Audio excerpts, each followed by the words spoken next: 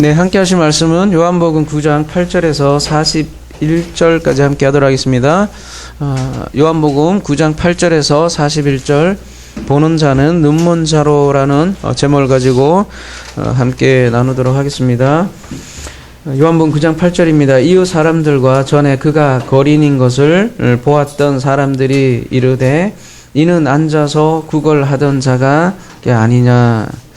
7절, 지난번 요한복음 9장 1절부터 7절까지는 눈먼 자를 고치는 표적에 대해서 우리가 나눴고요. 오늘 8절 이제 이후에는 그 눈먼 자를 중심으로 해서 누가 눈먼 자이고, 진정한 눈먼 자이고, 또 이러한 눈먼 자를 어떻게 이 눈먼 자가 어떻게 보게 되는지를 자세하게 보여준다고 할 수 있습니다. 근데 오늘 본문에 보니까 그 눈먼 자가 또 앉아서 구걸하던 자다, 이렇게 프로스 아이테오 해서 뭐 어디를 향해서 간구하다, 그런 뜻을 가지고 있는데요.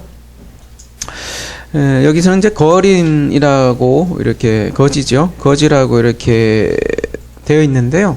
그러니까 눈먼 자이고 동시에 거지인 사람이 등장하는 게 마가복음에도 등장을 합니다. 그래서 우리가 오늘은 그 마가복음과 연관해서 우리가 요한복음을 함께 나눌 때 메시지가 보다 더 분명하게 다가올 것으로 봅니다. 그래서 마가복음도 함께 보도록 하겠습니다.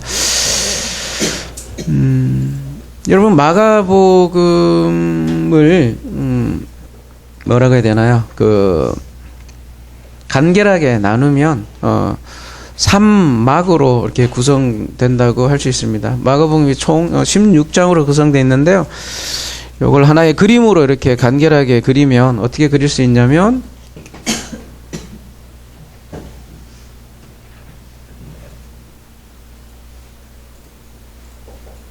요게 이제 연극으로 얘기하면 여기가 1막, 2막, 3막 이렇게 씬 1, 씬 2, 씬 3 크게 나눌 수 있는데요.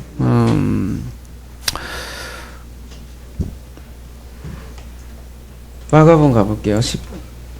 8장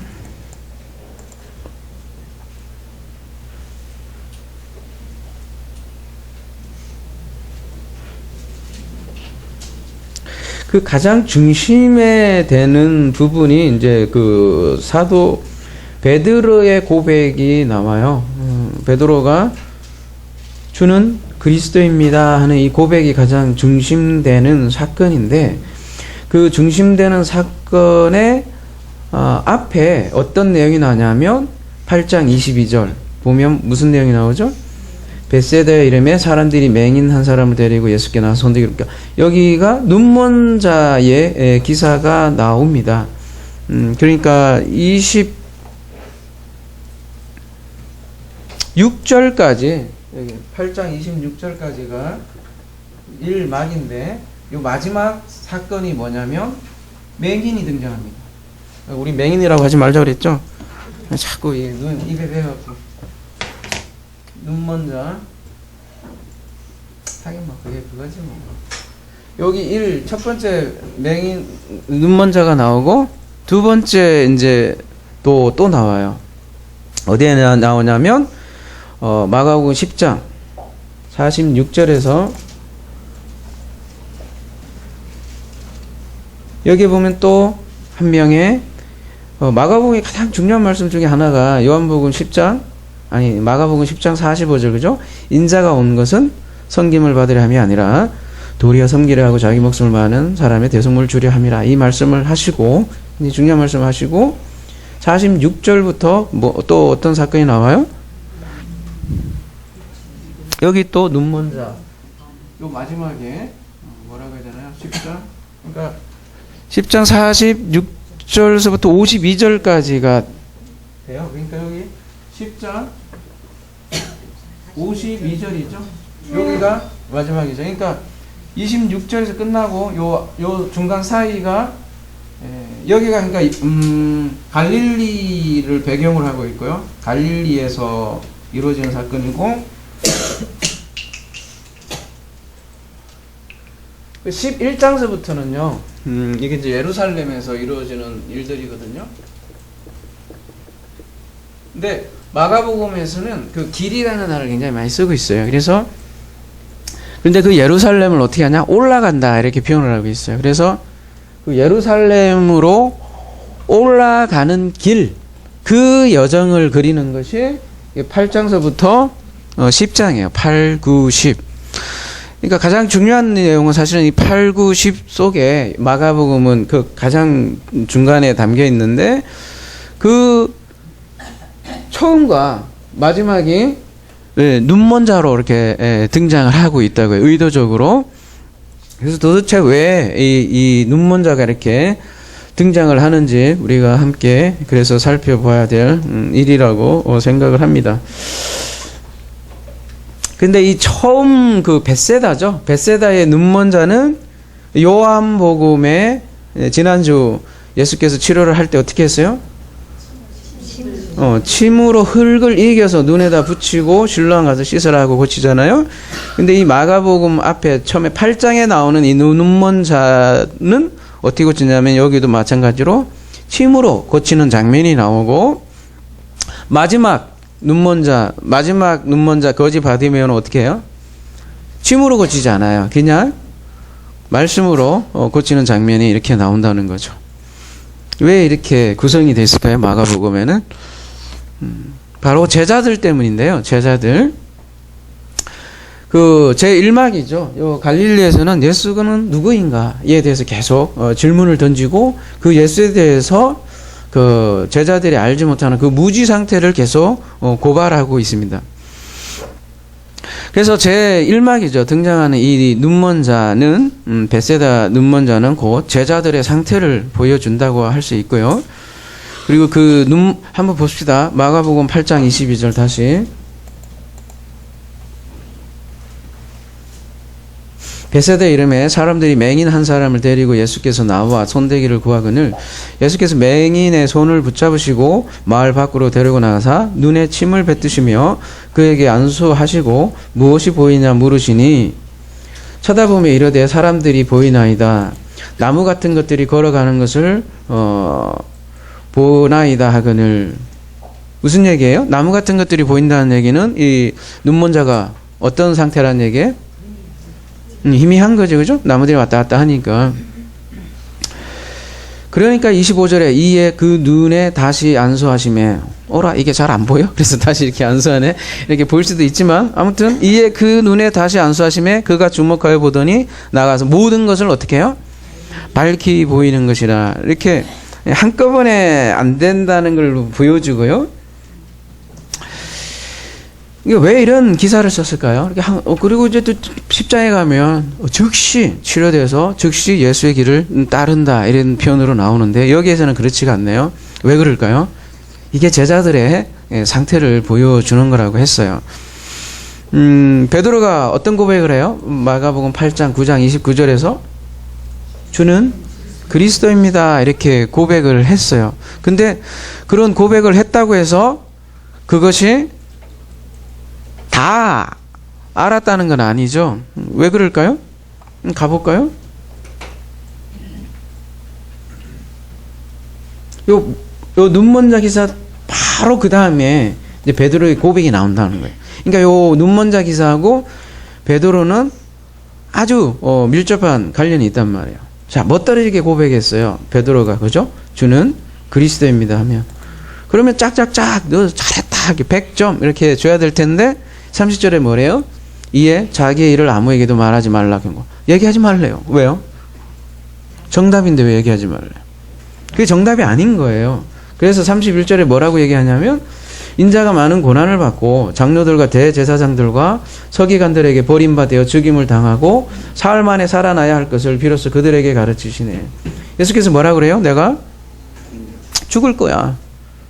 그리고 사흘 만에 살아날 거야. 이렇게 얘기하는데 베드로는 어때요? 살아난다는 얘기는 못 들은 것 같아요. 열받아갖고. 그래갖고 뭐라고 그래요? 베드로가 예수를 붙들고 항변하며. 이게 말이 붙들고지 여러분 이렇게 막 싸우는 장면이에요. 이렇게 뭐라고 하지 여기를? 멱살을 막 붙들고 막 싸우는 거야. 야 임마 안돼 임마. 그러니까 둘이 친한 사이니까 이렇게 싸우는 그런 장면이에요. 그러니까 예수께서 뭐래요? 베드로를 꾸짖어 사탄아 내 뒤로 물러가라. 네가 하나님의 생각 일을 하지 않고 도리어 사람의 일을 생각하는구나. 무슨 얘기겠어요? 베드로가 고백을 했어요. 예수는 그리스도입니다. 근데 그 그리스도는 베드로가 생각하는 그리스도하고 예수가 지금 말하고자 하는 그리스도가 어떻다는 거예요? 서로 좀 다른 거예요. 베드로가 생각한 그리스도는 어떤 그리스도를 생각했겠어요? 왕으로서의 다윗과 같은 메시아, 유대인들이 생각했던 바로 그 그리스도를 생각했겠죠. 그래서 예수가 나라를 위해서 그죠, 왕이 되면 자기도 한 자리 차지하겠다 이렇게 생각을 하는 거겠죠, 그죠? 근데 예수께서는 뭐라 그래요?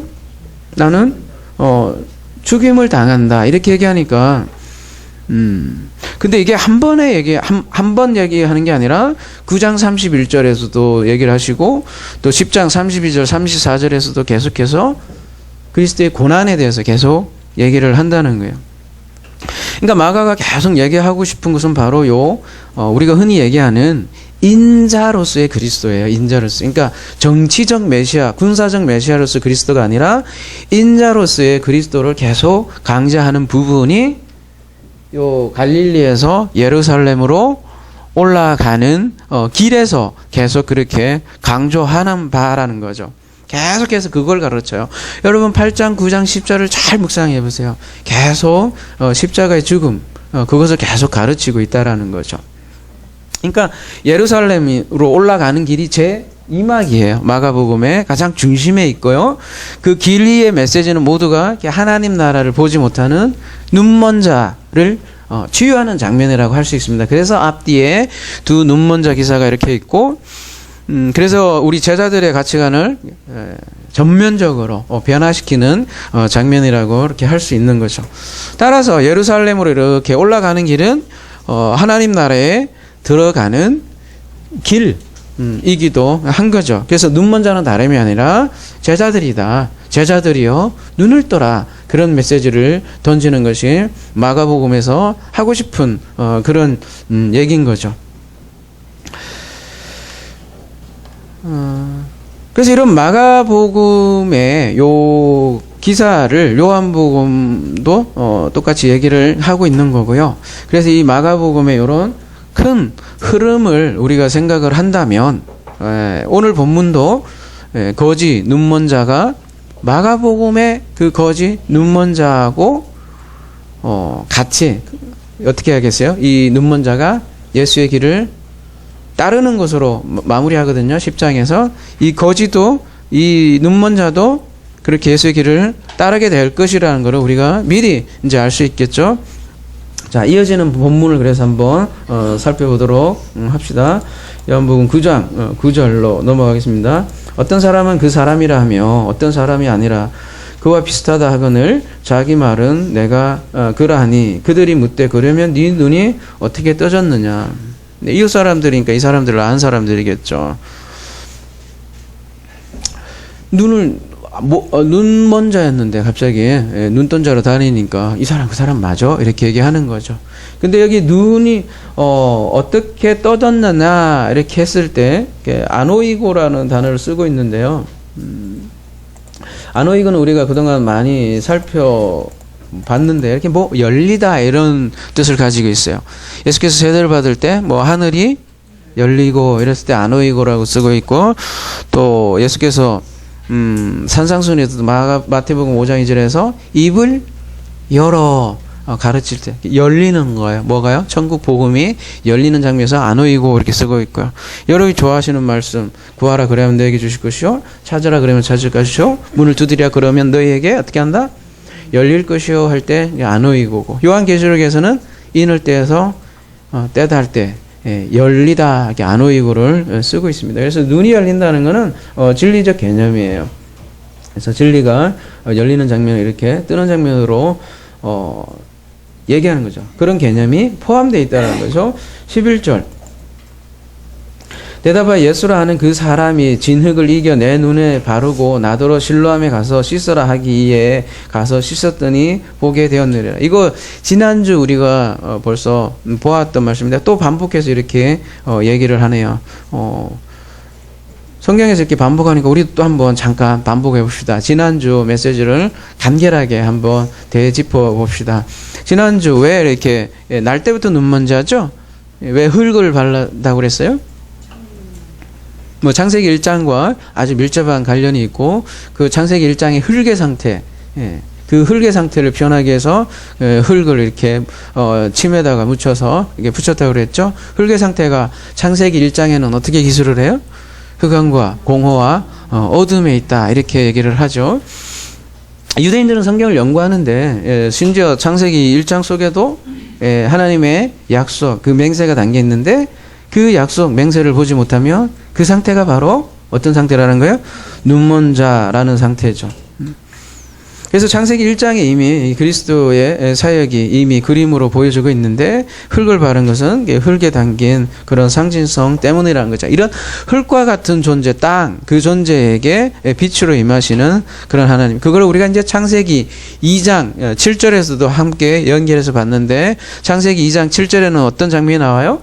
흙으로 사람을 지으시고 생기를 네샤마 하임 살아있는 호흡이라 그랬어요. 그 코에 불으니까 사람이 생명이 되라 이렇게 번역이 되어 있지만 네페시하 이것도 똑같이 살아있는 호흡이라는 거예요. 일종의 사람은 흙이죠. 이 흙에 살아있는 호흡이라는 것은 말씀이 들어가는 장면이라고 그랬어요. 그래서 요한복음에는 말씀이 육신되어 이런 말이 있는데요. 말씀과 육신이 하나 되는 장면을 창세기 2장 7절은 이렇게 얘기를 하고 있고요. 그 살아있는 호흡을 받을 때 네페시 또 살아있는 호흡이 된다고 했는데 이걸 사도 바울이 뭐라면 자오 푸시케 이렇게 얘기를 하고 있어요. 고린도전서 15장에서 우리가 첫사람 아담은 자오 푸시케가 되었다. 살아있는 호흡이 됐다. 근데 아직까지 뭐는 아니다. 조포이에요. 푸뉴마는 아니다. 뭐요? 살려주는 영은 아니다. 그러니까 둘째 아담은 살려주는 영이다. 이렇게 얘기를 하는 거죠. 그러니까 살아있는 호흡의 목적은 결국은 살려주는 영으로 인도하기 위함이다. 그래서 나중에 아담을 선악 앞에다 세우죠. 그래서 죽음을 경험을 하고 생명나무로 인도되는 그런 약속이 담긴 게 창세기 2장, 3장의 내용이잖아요.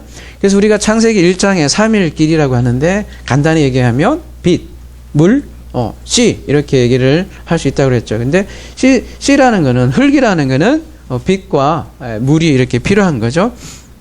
마찬가지로 우리가 요한복음 3장 5절에 뭐라고 그래요?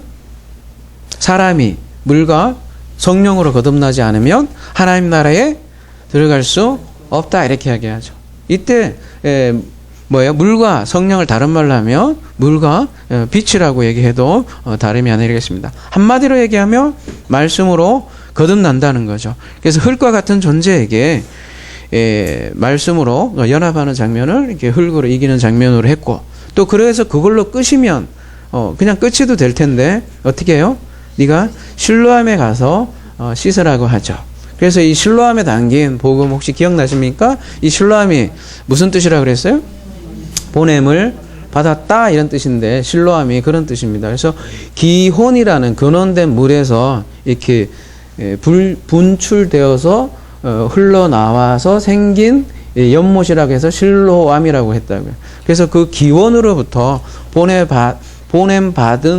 보냄받음을 받은 물 그거를 실로암이라고 하는데요. 이것도 실로암도 그래서 누구를 상징한다고 그랬어요? 그 아버지로부터 보냄을 받은 그리스도. 그래서 예수께서 요한복음에 보면 계속 뭐라고 그래요? 나는 보냄을 받은 자다. 보냄을 받은 자다. 이렇게 계속 얘기를 하죠.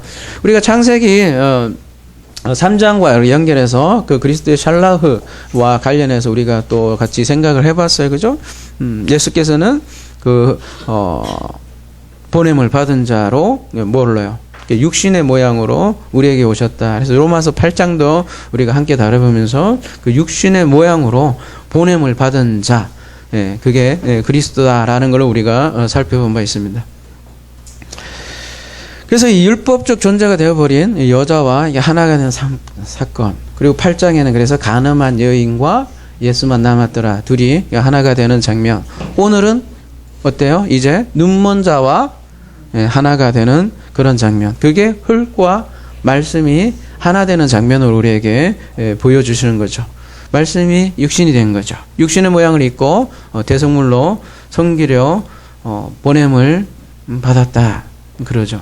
그리고 버림을 당하고 그리고 다 이뤘다고 외치고 그게 실로암에 담긴 복음이라는 것이죠. 우리가 지난주 우리가 했던 강의를 제가 이렇게 5분 만에 짧게 얘기를 할 수 있는데 지난주 자세하게 했기 때문에 이렇게 짧게 5분 만에 가능한 거죠.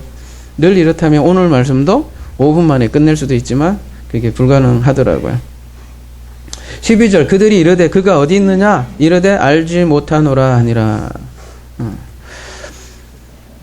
그들이 왜 찾을까요?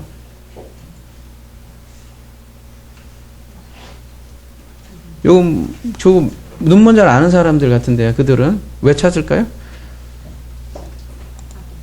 그들이 누굴 찾는 거예요? 예수를 찾는 거잖아요. 왜 찾겠어요? 뭐 좋은 뜻에서 찾으려고 가는 것 같지는 않죠? 13절 그들이 전에 맹인이었던 사람을 데리고 바리새인들에게 갔더라. 왜 바리새인들을 그러면 데려가요?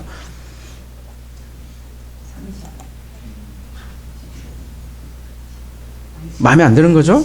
14절 예수께서 진흙을 이겨 눈을 뜨게 하신 날은 안식일이라. 바로 이 안식일 때문이에요. 네.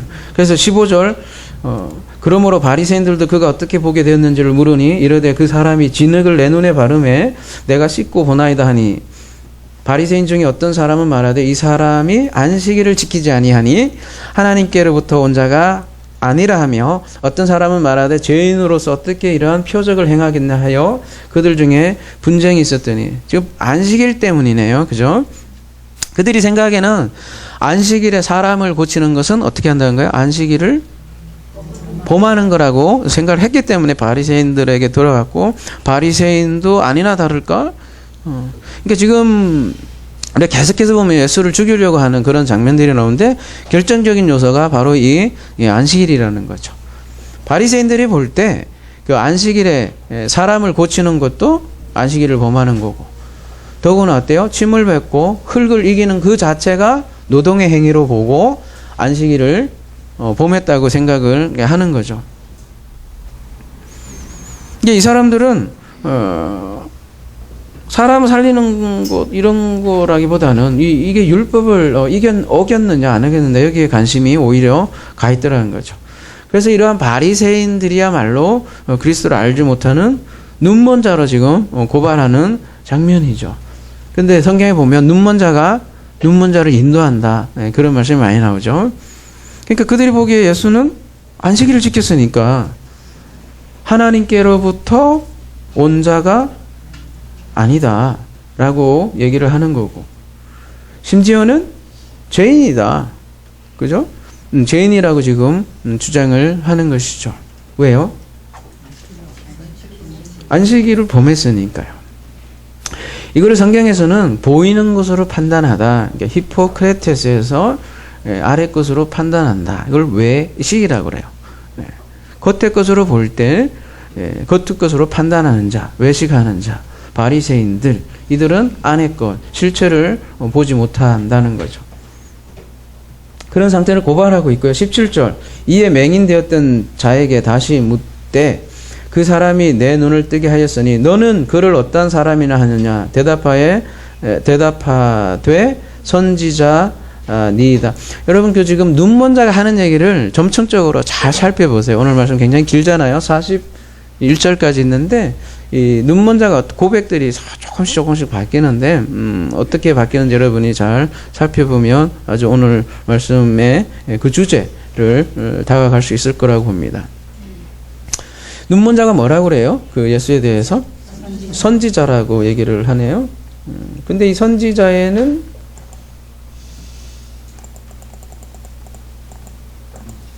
잘 살펴보시면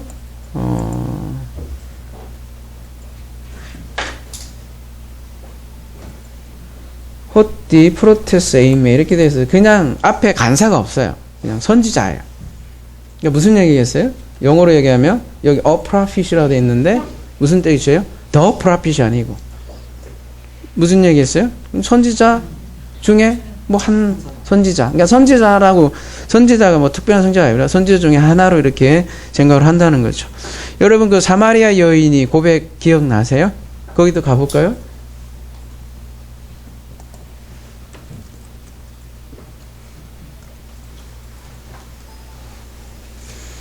여자가 이렇게 그 예수님하고 이렇게 이렇게 대답하고 나서는 여기도 보면 그냥 당신이 선지자이네요. 이렇게 얘기를 한다. 둘 다 정관사가 빠져 있는 그런 선지자를 얘기를 하는 거고요. 아직까지는 그러네요. 근데 유대인들이 그가 맹인으로 있다가 보게 된 것을 믿지 아니하고 그 부모를 불러 묻되, 앞에는 계속 바리새인이라고 이렇게 표현이 있는데 이제 유대인이라고 지목을 하고 있고요. 유대인들이요. 요한복음에는 유대인들이란 말이 많이 나온다고 그랬어요.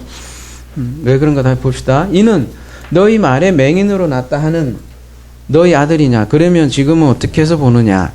그 부모가 대답하여 이르되 이 사람이 우리 아들인 것과 맹인으로 난 것을 아나이다.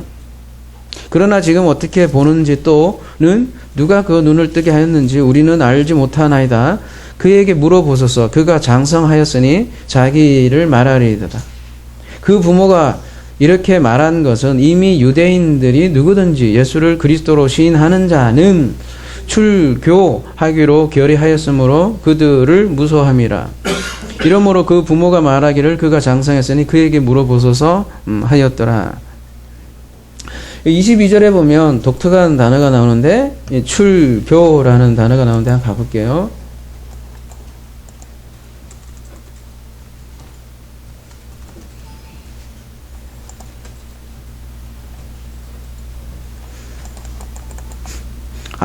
스나고거스. 그러니까 그 스나고그로부터 분리되는 것을 출교라고 이렇게 번역을 했는데요. 요 출교라는 단어는 원어 성구 사전에 보면 3번밖에 안 써요. 근데 옆에 밑에 보시면 어때요? 요한복음 9장 22절 오늘 본문이고, 요한복음 12장 42절 가볼게요. 그러나 가는 중에서도 저를 믿는 자가 많되 바리새인들을 인하여 드러나게 말하지 못하니 이는 뭐요? 여기는 출회를 당할까 두려함이라. 어쨌든 같은 단어예요. 16장 2절 사람들이 너희를 어떻게 한대요? 출회할 뿐 아니라 때가 이면 물은 너희를 죽이는 자가 생각이를 이것이 하나님을 섬기는 예라 하리라.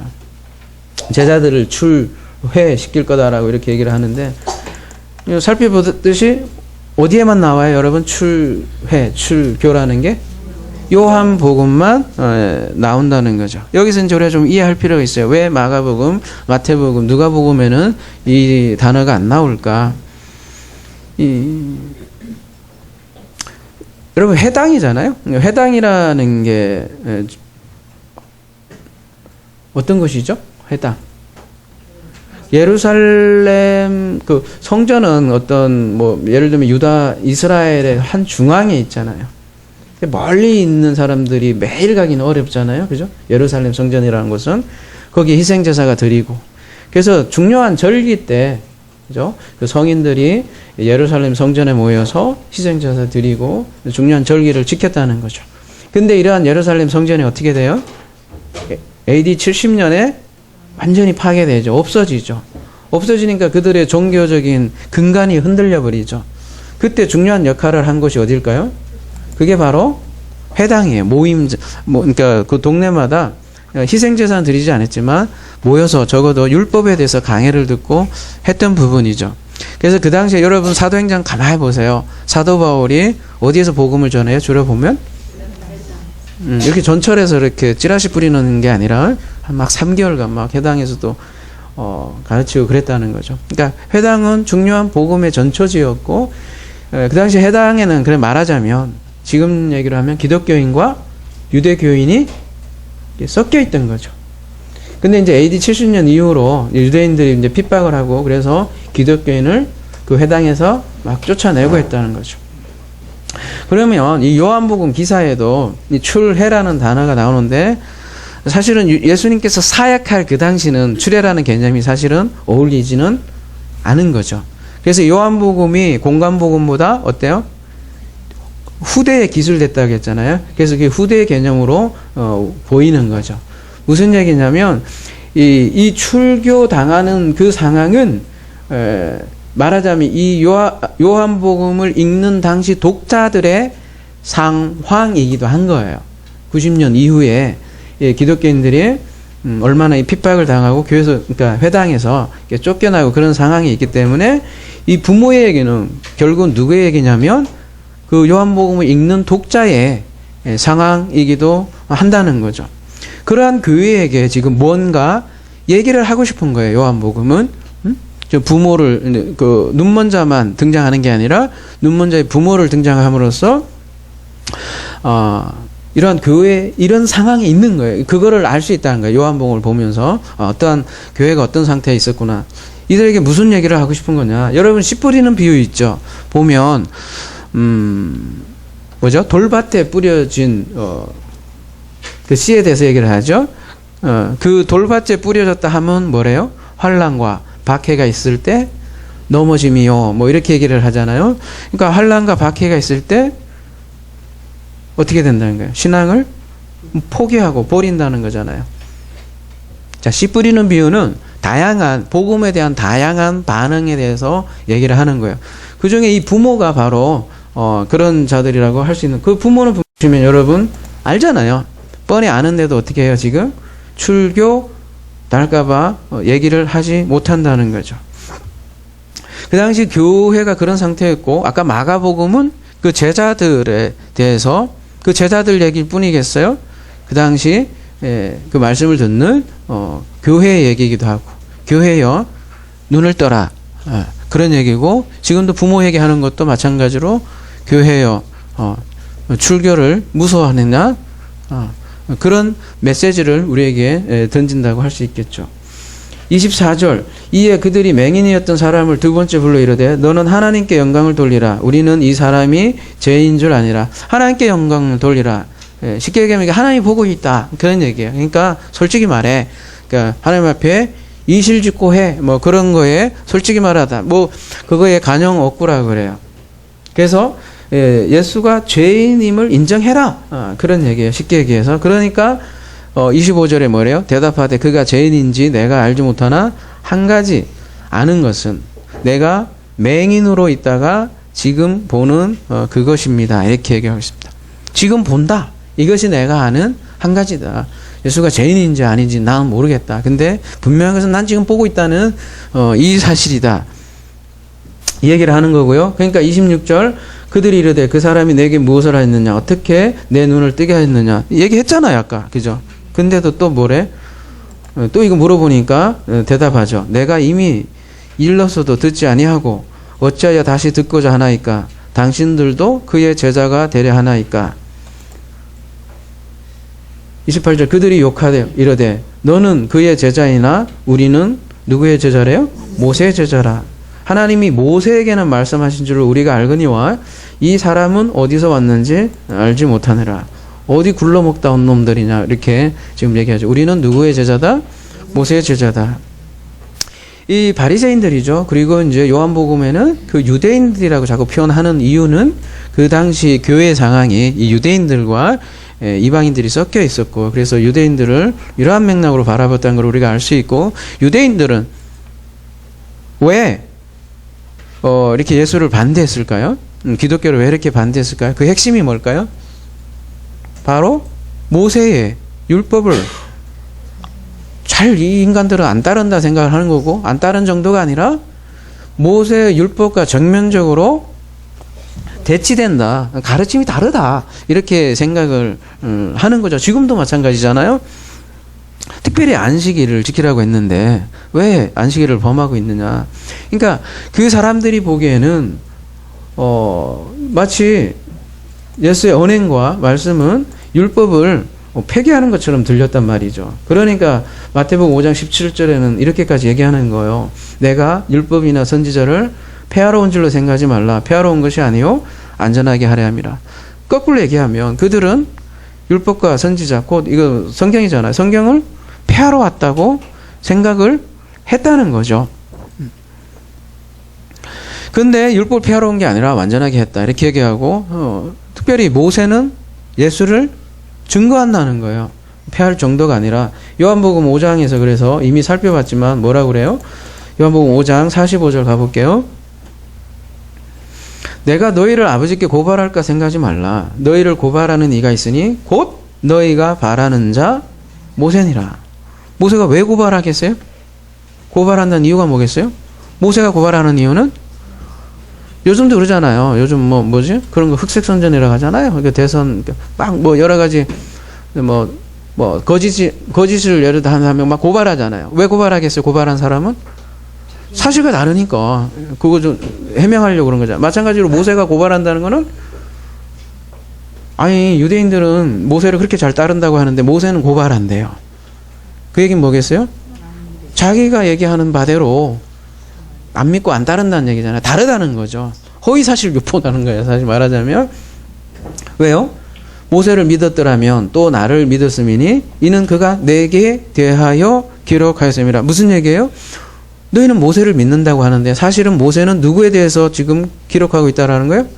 그리스도에 대해서 지금 기록하고 있다는 거죠. 모세의 율법이라는 게 뭐예요? 전부 다 하나님의 약속이잖아요. 그 약속에는 다 그 약속의 실체는 뭐예요? 그리스도가 담겨 있고. 근데 그거에 대해서 모르고 겉에 것만 따르니 모세가 오히려 너희를 고발한다고 이렇게 얘기를 하는 거잖아요.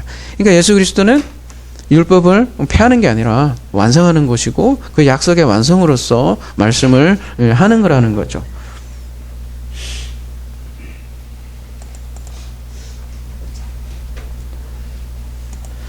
(30절) 그 사람이 대답하여 이르되 이상하다. 이 사람이 내 눈을 뜨게 하였으되 당신들은 그가 어디서 왔는지 알지 못하도다. 하나님이 죄인의 말을 듣지 아니하시고 경건하여 그의 뜻대로 행하는 자의 말은 들으시는 줄을 우리가 아나이다. 지금 눈먼 자의 얘기죠? 굉장히 똑똑해요. 눈먼데 언제 이렇게 똑똑해졌는지 모르겠지만 아무튼 지금 하나님이 죄인의 말을 듣지 않는다 이렇게 얘기하는데 거꾸로 말하면 하나님은 의인의 말을 듣는다는 얘기겠죠. 지금 예수는 자기를 고친 데를 잘 몰라요. 지금 아직은 눈먼 자가. 그렇지만 하여튼 어떻게 죄인이 자기를 고쳐줄 수 있겠느냐. 거꾸로 말하면 지금 예수는 의인이다라고 이렇게 증언을 하는 거죠. 지금 바리새인과 대척점에 있어서 증언을 하는 거고 뭐래요? 경건하여 그의 뜻대로 행하는 자의 말을 듣는다 이렇게 되는데요. 이 경건하다라는 말은 조금 언어로 한번 볼게요. 9장 31절이네요.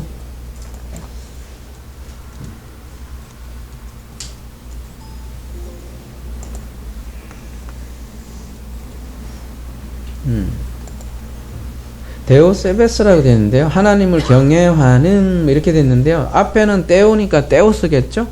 뒤에 4, 5, 7, 6 가볼게요. 숭배하다, 경배하다, 헌신하다, 믿다, 이렇게 예배하다 이렇게 떠 있는데요. 하나님을 예배하는 자, 뭐로? 하나님의 텔레마로 예배하는 자, 그 말을 듣는다. 그러니까 영과 진리로 예배하는 자. 그렇게 이해하시면 될 것 같고요. 그 다음에 창세 이후로 맹인으로 난 자의 눈을 뜨게 하였다 함을 듣지 못하였으니. 우리 요한복음은 공동 연구라고 하죠. 목요일날 우리 함께 소모임을 갖고 있는데 우리 한 성도님이 구약을 싹 뒤져봤대요. 너무 고맙게 싹 뒤져봤는데 정말로 눈먼 자를 뜨는 기사가 없대요. 그래서 저도 집에 가서 또 한번 이렇게 봤는데 없더라고요. 진짜로. 그래서 이 눈먼 자가 뜨게 되는 기사 자체가 없어요. 아예. 근데 어디에는 나와요? 선지서에는 나와요. 뭘로? 기사가 아니라 예언으로. 어떻게 나오냐면 이사야 29장 18절 가볼게요. 그날에 못 듣는 사람이 책의 말을 들을 것이며 어둡고 캄캄한 데서 맹인의 눈이 볼 것이요 겸손한 자에게 여호와로 말미암아 기쁨이 되어 있고 사람 중 가난한 자가 이스라엘의 거룩한 이로 말미암아 즐거워하니. 이게 가난한 자 거지 개념이 이거예요. 플러스 아이테어. 뭔가 계속 아이테어 하는 자들. 이사야 35장 5절. 그때 맹인의 눈이 밝을 것이며 못 듣는 사람의 귀가 열릴 것이며 그때 저는 자는 사슴같이 뛸 것이며 말 못하는 자의 혀는 노래하리니 이는 광야에서 물이 솟겠고 사막에서 시내가 흐를 것입니다.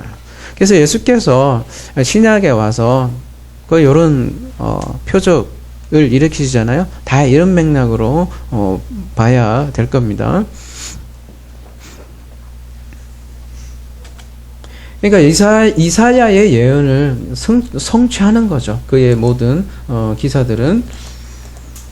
그래서 하나님께로부터 왔다라는 거예요. 그래서 이 사람이 하나님께로부터 오지 아니하면 아무 일도 할 수 없으리라. 거꾸로 얘기하면 하나님으로부터 왔다라는 거예요. 그렇기 때문에 하나님 일을 한다라고 지금 증언을 하고 있고요. 34절 그들이 대답하여 이르되 네가 온전히 제 가운데서 나서 우리를 가르치느냐 하고 이에 쫓아내어 보내니라. 쫓아내네요. 그죠? 왜요? 빛과 어둠은 함께 할 수 없기 때문이죠. 이게 눈먼 자에서 눈뜬 자의 현실인 거예요.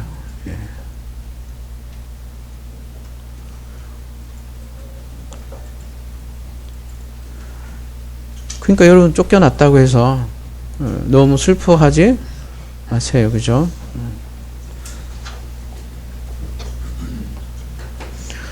쫓겨나서 그동안 부의금, 조의금 다 한 거 있잖아요. 원금 해소 안 된다고 슬퍼하지 마십시오. 여러분 쫓겨나는 것이 안 좋은 의미일 수도 있는데 그 개념이 곧 거룩이에요. 거룩이란 말이 구별되다라는 거거든요.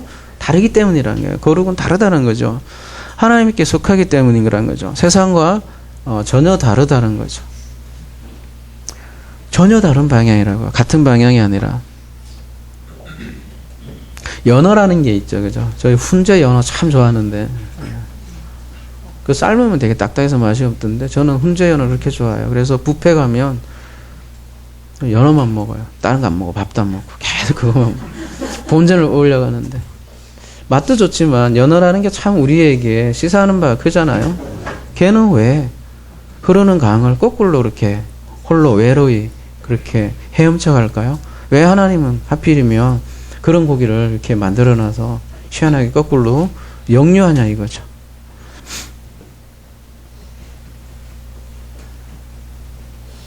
그럼 아브라함, 이삭, 야곱을 우리가 보지만 그 삶들이 대부분 보면 다 그렇게 연어와 같은 삶을 사다가 본향으로 돌아가는 그런 스토리를 우리에게 주잖아요. 그 연어를 통해서 우리에게 하고 싶은 말씀이 있기 때문이겠죠. 30절 예수께서 그들이 그 사람을 쫓아냈다 하는 말을 들으셨더니 그를 만나사 이르시되 네가 인자를 믿느냐. 아까 베드로 고백하고 잘 이렇게 연결해서 한번 생각을 해보십시오.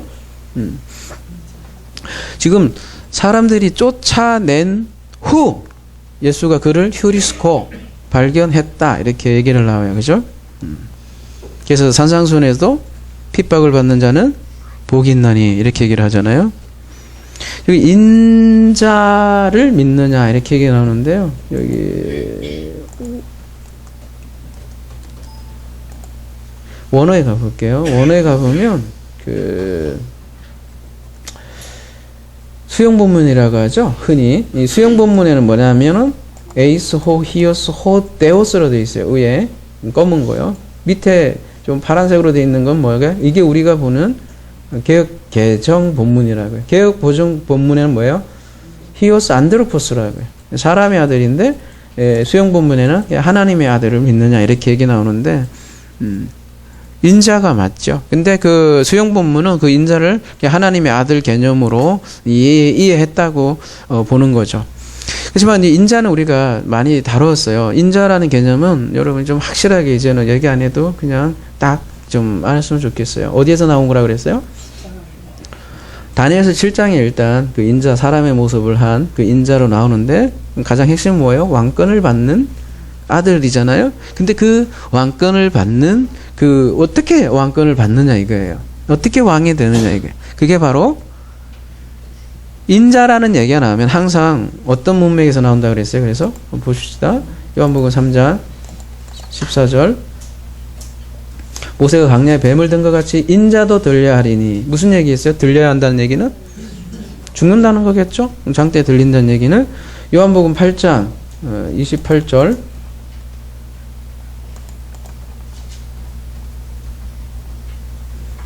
이에 예수께서 이르시되 너희가 인자를 든 후에 내가 그인 줄 알고 또 내가 스스로 아무것도 하지 아니하고 오직 아버지께서 가르친 대로 이런 것을 말할 줄 아리라. 인자를 든 후에라는 건 내가 죽음 이후에 너희들이 제대로 알 거야. 이렇게 얘기를 하는 거잖아요. 요한복음 12장 32절 내가 땅에서 들리면 모든 사람을 내게로 이끌겠느라 하니 이렇게 말씀하시면 자기가 어떠한 죽음을 죽을 것을 보이심이라. 34절 이에 무리가 대답하되 우리는 율법에서 그리스도가 영원히 계시다 함을 들었거늘 너는 어찌하여 인자가 들려야 하리라. 인자는 누구냐 이렇게 묻고 있죠. 그래서 예수님은 자기의 죽음을 이렇게 예고할 때 항상 이 인자라는 단어를 썼고요. 아까 마가복음 다시 가장 중심에 있는 마가복음의 말씀 다시 한번 가볼게요. 뭐라고 돼 있어요? 31절 그래서 이 얘기를 하는 거예요. 자, 베드로는 주는 그리스도입니다. 이렇게 얘기했더니 그 그리스도는 어떤 그리스도느냐? 인자가 많은 고난을 받고 죽임을 당하고 이런 얘기를 한다는 거죠. 그리고 여기 제일 마지막에 가장 또 하이라이트인 말씀을 뭐라고 얘기를 해요? 여기 처음과 마지막에 가장 중요한 말씀을 탁탁 배치해 놨다고요. 뭐라고요? 마가복음 10장 45절 뭐래요? 인자가 온 것은 섬김을 받으려 함이 아니라 도리어 섬기려 하고 자기 목숨을 많은 사람의 대속물로 주려 함이라. 그래서 여기 가장 여기 중심에 있는 게 인자로서의 그리스도를 계속해서 마가복음 중심 핵심으로 가르치고 있다는 거죠. 그래서 요한복음 오늘 9장으로 다시 돌아오면 35절이었나요? 쫓겨난 후에 그를 만났어요. 이르시되 네가 인자를 믿느냐. 이 얘기는 무슨 맥락으로 얘기하는 게 네가 인자로 믿느냐 말하자면 뭐 아까는 뭐 그 선지자라고도 얘기했잖아요. 그 선지자 중에 하나요. 이게 베드로는 뭐래요?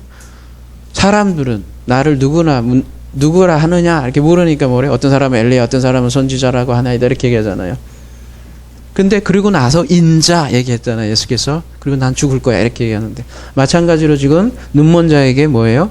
네가 인자로 날 믿느냐? 지금 그거 묻는 거 아니겠어요? 9장 36절 대답하여 이르되 주여 그가 누구니까 내가 믿고자 하나이다. 내가 믿고 싶습니다. 내가 믿습니다도 아니고 내가 믿고 싶습니다. 이렇게 지금 얘기를 하고 있다고요. 왜 이렇게 얘기를 할까요? 지금 눈먼 자는 실로암 가서 씻었죠. 예수님하고 그렇게 헤어졌겠죠. 그러면 예수님을 봤을까요? 안 봤을까요? 한 번도 못 봤지. 그전에는 왜 소리를 못 알아듣을까 이렇게 얘기하시는 분들도 있던데 아무튼 눈먼 자였고 씻고 나서 둘이 헤어졌으니까 지금 본 거지. 자기를 고쳐준 사람이 이 사람이구나. 처음 본 거죠. 자기는 선지자로서는 알지 몰랐는데 아직 인자로서 그리스도는 지금 알지 못하는 거고 그러니까 솔직히 얘기하는 거죠. 뭐라고요? 내가 믿고 싶습니다. 이미 눈 뜬 사람이에요. 그걸 잘 아셔야 돼요.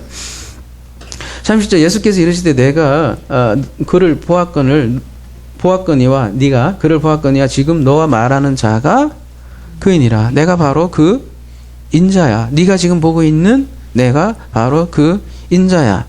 여러분 사마리아 여인에게 얘기하는 것도 똑같죠. 둘이 기사가 이렇게 막 묘하게 겹쳐 있어요. 뭐라고 그래요? 예수께서 이르시되 내게 말하는 내가 그니라 하시니라 이렇게 똑같죠. 처음에도 사마리아 여인 선지자로 시작하다가 나중에는 내가 그니라. 이거 그 인자가 바로 나야. 그런 얘기죠. 그러니까 다시 요한복음 9장 38절에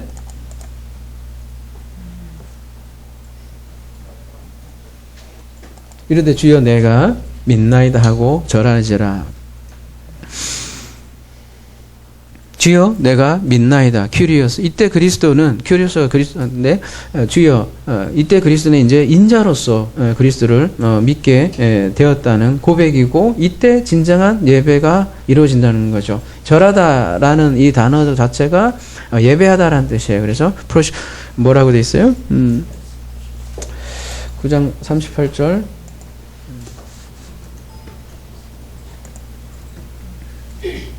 프로슈키어인데 이게 예배 용어예요. 예배 용어. 진정한 그때 예배가 된다는 거죠. 영과 진리로 예배되는 장면이라고 할 수 있고요. 39절 예수께서 이르시되 내가 심판하러 이 세상에 왔으니 보지 못하는 자들은 보게 하고 보는 자들은 맹인이 되게 하려 함이라 하시니. 심판에 대해서 얘기를 하죠. 그죠? 여러분 심판을 어떤 식으로 이해하고 있어요? 대부분?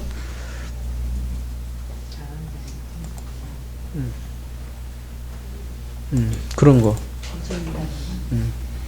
예를 들면 이런 말씀 볼게요.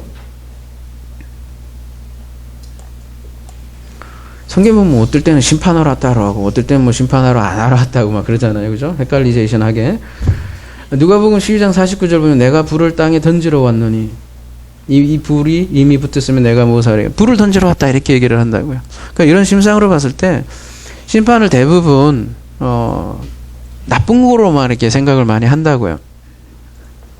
근데 오늘 말씀 가만히 보시면 이 심판이라고 얘기하면서 뭐라고 얘기를 하냐면 심판하러도 왔대요. 예, 근데 보지 못하는 자들은 보게 하고 이게 심판이에요. 두 번째 보는 자들은 맹인이 되게 하려 함. 이게 또 심판이에요. 이게 불 던지러 땅에 왔다는 얘기라는 거죠. 무슨 얘기예요? 심판과 구원이 동시에 이루어진다. 그죠? 그리고 구원은 거꾸로 얘기하면 심판이 전제가 된다. 보는 자들은 맹인이 되게 한대요. 이때 보는 자들은 누구겠어요? 야, 이거 엄뜻 들으면 이런 뉘앙스로 들을 수 있다고요. 바리새인들이겠죠, 지금. 보는 자들, 자기들 본다고 주장하니까. 큰일 났어. 이 바리새인들은 어떻게 한다는 거야? 확 물어갖고 그냥 영원히 그냥 지옥에다가 집어 던지고, 그러니까 보는 자들은 맹인이 되게 그냥 저주받은 거야. 영원히 저주받는 거야. 이런 개념으로 이해하기가 딱 좋은데 꼭 그렇게 보기보다는요. 이게 심판과 구원이 둘이 한 쌍으로 한 짝으로 돼 있단 말이에요. 예. 그러니까 자기가 본다고 하는 사람들은 사실은 보지 못하는 눈먼 자임을 깨닫게 하는 게 심판이라고요. 그러니까 자기가 거지고 눈먼 자임을 알 때 알게 하겠다는 거예요. 그때 은혜가 임하는 거죠. 이사야 61장 1절 가볼게요. 주 여호와의 영이 내게 내리셨으니 이는 여호와께서 내가 기름 부으사 가난한 자에게 아름다운 소식을 전하게 하려 하십니다. 이게 거지예요. 아까 프로스 아이테와 아까 나를 보내사 마음이 상한 자를 고치며 포로된 자에게 자유를 갇힌 자에게 노임을 선포하고 이날이 곧 은혜의 해고 이날이 곧 보복의 날이고 같이 움직인다고요. 마가복음 2장 17절 가볼게요. 그래서 예수께서 들으시고 그들에게 이르시되 건강한 자에게는 의사가 쓸데없고 병든 자에게 쓸데가 있느니라. 나는 의인을 부르러 온 것이 아니요 죄인을 부르러 왔느라 하시니라. 그래서 얘기를 하는 거라고요. 그러니까 본다고 하는 사람은 맹인으로 만드는 거예요. 그냥.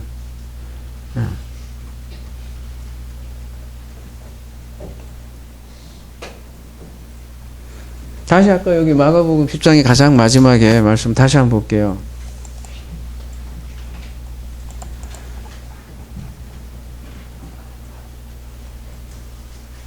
인자가 온 것은 섬김을 받으려 함이 아니라 도리어 섬기려 하고 자기 목숨을 많은 사람의 대속물로 주려 함이라. 그래서 누가복음 19장 10절에서도 인자가 온 것은 잃어버린 자를 찾아 구원하려 함이라 이렇게 얘기를 하고 있어요. 그러니까 은혜를 위해서는 죄를 폭로하신다는 거죠. 그래서 빛은 어쩔 수 없이 분리를 가져온다는 거예요. 그럼 분리를 통해서 추수가 그런 개념이잖아요. 추수가. 추수할 때 어떻게 해요? 알곡을 곡간에 저장하는 게 추수인데 그러기 위해서는 반드시 뭐를 분리하잖아요. 뭘요? 가라지 이렇게 겉에 것을 분리해버리잖아요.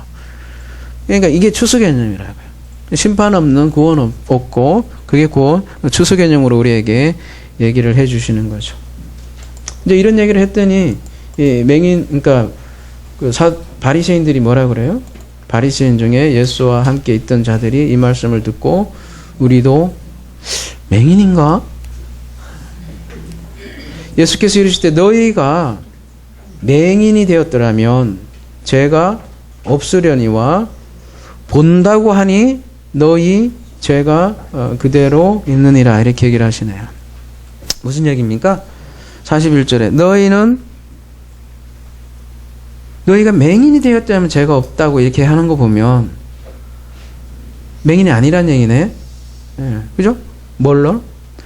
물리적으로는 눈먼 자가 아니야. 근데 진짜 눈먼 자는 어쨌다는 거예요? 너희들이 바로 진짜 눈먼 자야. 이 사람이 눈먼 자가 아니라 너희들이 진짜 눈먼 자야. 그래서 죄가 그대로 있다. 그대로 있다라고 이렇게 했는데 좀 개념을 조금 더 알기 위해서 죄의 매너라고 있는데요. 머물다라는 게 어떤 장소에 머무는 거예요. 그러니까 너희가 본다고 하니까 그대로 죄에 어떻게 돼 있다는 거예요? 머물고 있다라는 거예요. 사람들 모두 죄 가운데 태어나고 그 죄에 머물고 있는 거예요. 거기로부터 잃어버린 자를 찾으러 오신다는 거죠. 그러니까 그 죄라는 게 관역에서 벗어났다고 하잖아요. 그 상태에서 계속 머물러 있는 거죠. 왜? 빛을 보지 못하기 때문이죠. 그러니까 오늘 본문은 이 눈먼 자와 근데 사실은 이 사람이 눈먼 자가 아닌 거죠. 이 눈먼 자와 바리새인을 아주 그냥 극명하게 대조를 해요. 누가 진짜 눈먼 자인가를 보여주는 거죠. 여러분 눈먼 자 고백 다시 한 번 더 거슬러 가봅시다. 이제 우리가 41절까지 다 했으니까 제일 처음엔 뭐래요? 예수라고 불린 자 뭐 이렇게 얘기하고 17절에는 선지자라고 얘기하고 33절에 가면 하나님께로 온 자 그리고 마지막에는 인자 그 다음에 그리스도 이런 개념으로 고백을 하면서 점차 보게 되는 거죠. 그에 반해 바리새인들은요. 하나님께로부터 온 자가 아니라고 하고 또 죄인이라고 하고 또 예수의 존재 자체도 29절을 보면 부정하고 또 결국은 어때요? 눈먼 자를 쫓아내고 눈먼 자를 쫓아내는 것은 예수를 거절하는 거하고 똑같죠. 왜요? 아이러니한 거는 그들은 보기 때문이죠. 본다고 하기 때문인 거죠. 자기는 모세의 제자라는 거야. 율법을 누구보다 잘 안다는 거죠. 잘 지킨다고 하는 거죠. 근데 사실은 그거는 보긴 보되 뭐만 본다는 거겠어요? 히포크리테스 아래 것 겉에 것만 보는 외식에 처해 있기 때문에 그 사람들이 진정으로 안을 보지 못하는 눈먼 자라고 지금 고백을 하는 거죠. 그래서 오늘 제목이 보는 자를 눈먼 자로라고 했는데요. 보는 자를 눈먼 자로요.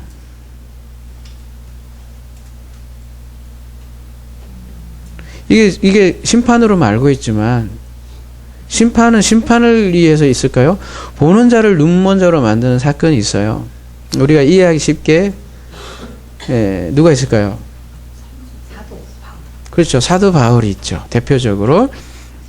여러분 바리새인 사울은 어떤 사람이에요? 율법을 수호한다는 그 신념으로 가득한 사람이죠. 그래서 어떻게 해요? 교회를 박해하는 인물이었죠. 그래서 사울에게 있어서 그러니까 사울에게 있어서 교회는 이 사람들은 율법을 어기는 사람들이고 이 사람들이 눈먼 자들인 거야. 그래서 쫓아다니면서 어떻게 해요? 죽이고 박해를 하는 그런 사울에게 어느 날 어떻게 해요? 빛으로 임했죠. 빛으로 임하자 사울은 어떻게 돼요? 눈 뜨기 전에 우선 보지 못하게 한다고요. 그래서 뭐를 해요? 비늘 같은 것이 눈에 씌었다 이렇게 얘기하잖아요. 근데 놀라운 것은 누가 그걸 고쳐줘요? 아나니아를 통해서 고쳐주잖아요. 그 아나니아는 또 왜 등장을 할까요? 아나니아 뜻이 뭘까요, 여러분? 혹시 아세요?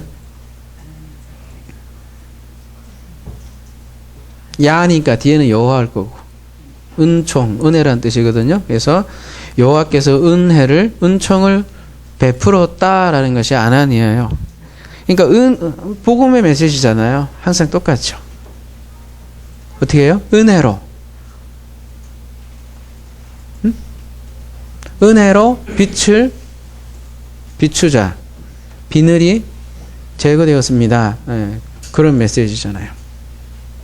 자, 이 사도 바울은, 사울은요, 자기가 보는 자라고 누구보다 확고히 신념에 살았던 사람이에요. 지금 오늘 요한복음 9장에 의하면 이 바로 바리새인이었다고요. 근데 그를 우선 눈먼 자로 만들어 버린다는 거죠. 그건 무슨 얘기냐? 우리 안에도 모두가 그 눈에 비늘이라는 게 씌어 있다는 게 사람들에게도. 그래서 못 본다는 거예요. 근데 그걸 자각하고 아나니아 안수를 통해서 스스로의 힘이 아니라 하나님의 은혜로 눈을 뜨게 된다는 메시지를 보여주는 게 사울이 사도 바울 되는 장면이잖아요. 구약으로 얘기하면 똑같잖아요. 첫 번째 왕 사울, 이스라엘이 뽑은 사울. 첫 번째 왕은 죽고 장자는 죽고 누가요? 다윗. 하나님이 사랑하는 다윗으로 전쟁을 하게 되잖아요. 첫 번째 왕 사울이죠. 그거하고 똑같죠. 결국 나는 눈먼 자입니다. 나는 흙의 존재였습니다. 이 고백으로 이끌고 두 번째 왕 다윗으로 만드는 것이 하나님의 일하심입니다. 눈먼 자를 결국은 보고 싶습니다. 오늘 말씀처럼 믿고 싶습니다. 그리고 마지막에는 내가 믿나이다. 이런 고백으로 인도하는 거죠. 이게 우리를 빛으로 인도하는 그 과정이에요. 우리는 그 한 방에 다 된다고 그렇게 생각을 많이 하는 것 같아요. 많은 사람들이 이런 고백을 해요. 나는 너무 모르는 것 같아. 그렇죠. 옆에 사람들 보면 다 아는 것 같고, 근데 난 너무 몰라. 이래갖고 내가 구원을 받았다고 얘기할 수 있을까? 이 조심스럽게 이런 고백을 묻는 이들이 많아요. 그러면 전 거꾸로 도대체 얼마나 알아야 구원을 받습니까? 그렇게 질문을 하지 않을 수가 없죠. 정말 우리가 알면 얼마나 알까요? 그리고 우리가 정말로 많은 지식으로 인해서 구원을 받는다면 또 그 구원의 기원이 어디로 가 있겠어요? 사람에게 가 있는 거 아니겠어요? 그렇지 않잖아요.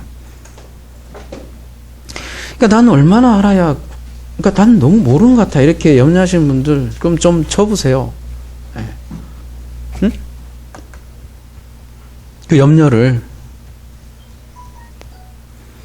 오히려 솔직히, 난 너무 모르는 것 같아. 이런, 솔직히 인정하는 자에게 오히려 오늘 본문은 그 사람이 오히려 눈먼 자가 아니라고 손을 들어준다는 거죠. 여러분, 사도 바울이 어떤 사람이에요? 뭐 엄청난 사람이잖아요. 서신서 그렇게 많이 쓰셨으니 복음도 전하고, 그죠? 근데 고린도전서 13장에는 어떻게 해요? 그런 사도 바울도 우리가, 자기를 포함해서 우리가 지금은 뭐래요? 거울을 보는 같이 희미하나, 자기도 그렇게 고요한다니까요. 근데 그때는 얼굴이 대하여 볼 것이 이렇게 얘기하고, 지금은 또 이제 내가 부분적으로 아나 이렇게 얘기한다고. 사도 바울도 내가 부분적으로 안다고 솔직하게 고백한다고요. 근데 그때는 뭐라고 그래요? 주께서 나를 아신 것 같이 내가 온전히 알리라 이렇게 얘기를 한다는 거죠. 나는 아버지를 온전히 알지를 모르나 누구는요? 아버지는 나를 온전히 안다는 거죠. 그 아버지의 일하심을 우린 믿잖아요. 그러니까 우리가 조금 알더라도 아버지가 우리 비늘을 제거해 줄 거라는 거를 아는 것. 이게 소경이 중간에 보면 그래서 내가 아는 한 가지라고 고백을 한다. 그냥 나는 본다. 그 보는 것이 뭐 세상 흔히 속된 말로 누가 과연 퍼펙트하게 그죠? 특별히 뭐 4, 5세기에서도 자꾸 질문하시는데 저 솔직히 고백하잖아요. 우리는 퍼펙트하지 않아요.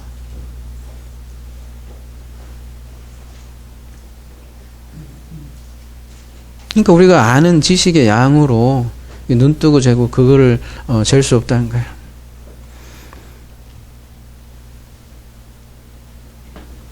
내가 아는 한 가지. 여러분은 어떤 건지 모르겠어요. 그러나 저는 적어도 제가 아는 한 가지. 지금 이 삶에서 저는 천국을 보고 있어요. 분명히 저는 보고 살아요. 이게 내가 아는 한 가지고 그게 완전하지는 않을 줄하고 안전하지는 않을 수 있죠. 육으로 사니까. 온전하지는 않을 수 있지만 적어도 나는 그것을 볼 수 있다. 이렇게 얘기를 하고 있는 거죠. 이미 눈뜬 자로 한다는 거죠. 근데 또 뭐 눈뜬 자는 소경이라니까 그러면 또 그 말하면 또 소경이다 이렇게 얘기할 수 있지만 적어도 내가 아는 한 가지는 고백할 수 있다는 거죠. 그리고 저는 알아요. 결국은 온전히 아버지를 볼 거라는 거죠. 누구 때문에? 나 때문이 아니라 아버지가 나를 아는 것 같이 이렇게 얘기를 하시기 때문에 그 아버지의 일하심으로 결국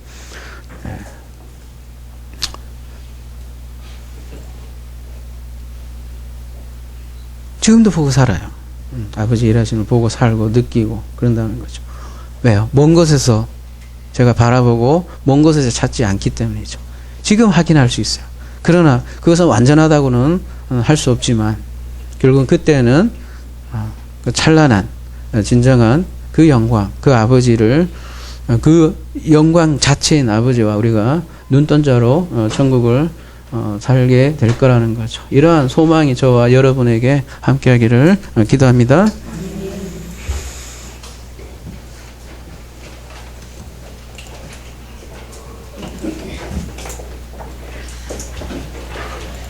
찬송가 242장 함께